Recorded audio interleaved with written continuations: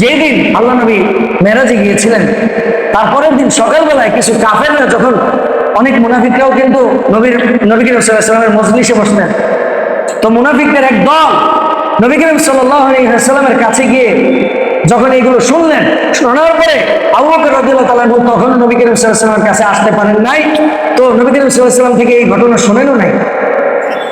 আয়েশা চিৎকারি করে বলতেছে, ও আবু বকর, তোমার বন্ধু কি বলে জানো?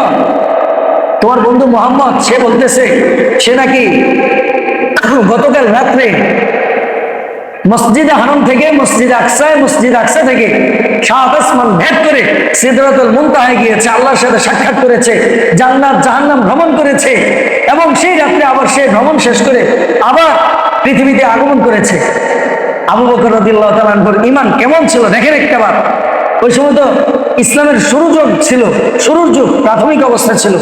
আবু বকর রাদিয়াল্লাহু তাআলা বলছেন, এটা কি নবী করিম সাল্লাল্লাহু আলাইহি ওয়াসাল্লাম বলছেন? তাহা বলছে। তাহলে তিনি যদি বলে থাকেন তাহলে সত্য বলছেন, সুবহানাল্লাহ।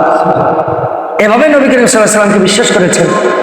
আমার আপনার জন্য উচিত মেরাজ সম্পর্কে এই স্বচ্ছ ধারণা আমাদের অন্তরে রাখা, বিশ্বাস রাখা যে নবী করিম সাল্লাল্লাহু আলাইহি ওয়াসাল্লাম মেরাজে গিয়েছেন এবং সেখান থেকে আল্লাহ পাক রব্বুল আলামিনের নিকট থেকে অনেক ধরনের বিধান নিয়ে এসেছেন। বিশেষ করে 5 ওয়াক্ত নামাজ আমাদের জন্য নিয়ে এসেছেন।